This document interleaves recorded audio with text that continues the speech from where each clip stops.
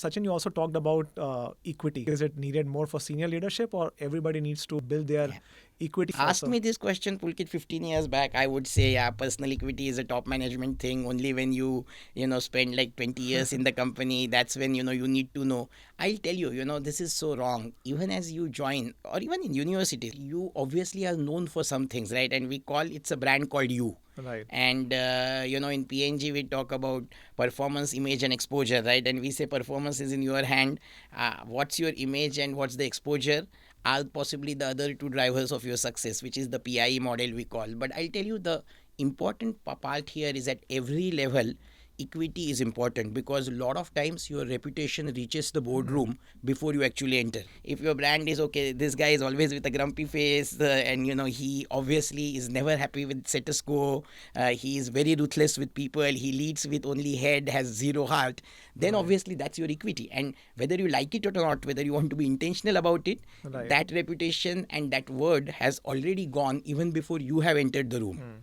So I would say at every level, having that equity is important. Now, as you impact more and more people, you definitely cannot reach everyone directly, and it's where your equity reaches to them. I will say that equity is needed. You are born with some equity. As you work in community, you shape that equity as you talk to your friends, and then as you go through your journey, because you have a much higher impact because of your role to a lot of people, it's Right. important for you to assess and understand what your equity is. So Right. if there are some blind spots, you can correct them.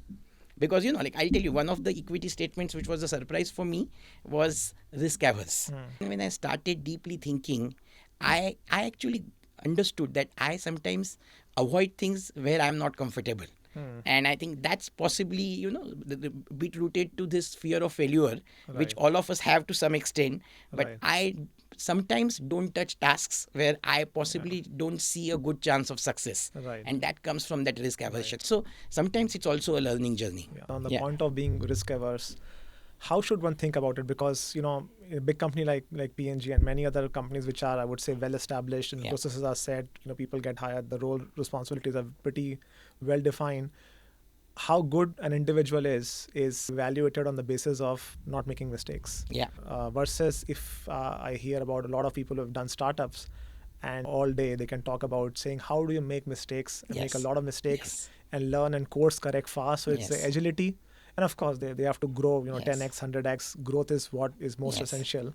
So, how to think about making mistakes? That's a great point. And, I'll tell you, I have been fortunate in my 26 years now, coming to that, Pulkit. I have had experiences of running very small businesses where I had much higher flexibility to take risks, make Right. mistakes, because the implication of that mistake to company was much more contained. Hmm. Whereas when in my last role, when I ran North America Fabric Care, it's a 10 billion supply chain. It's 12% of PNG's revenue and close to 20% of company's profit. And you can't do pilots there. So I think one thing as a company we need to look at is how do we learn small, but when we have a success, we can scale fast.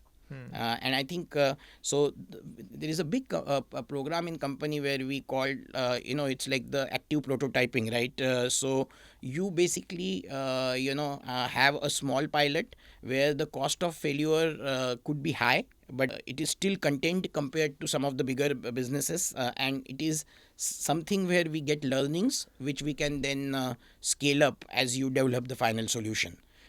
So I would sincerely say that the growth mindset, which is yet thinking, right? So instead of saying I can't do it yet, is the culture which the leaders need to create, so that our organizations are encouraged to try things which are also out of their comfort zone in a way, right? The constructive disruption we were talking, but at the Right. same time make the implications of those risks clear enough and take those risks via pilot approach in places where you could be contained, and then based on those learnings you could take bigger risks. And I think it has to be a leadership culture, and you are absolutely right.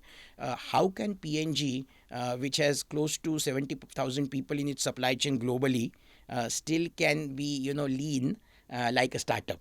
And one of the things I have personally learned is how do you think like a startup from the agility standpoint, and even if you are an elephant like PNG, how do you still demonstrate those aspects of agility and growth mindset and continue to create this learning culture where people are even rewarded for taking risks and potentially failing, because every failure brings a new learning.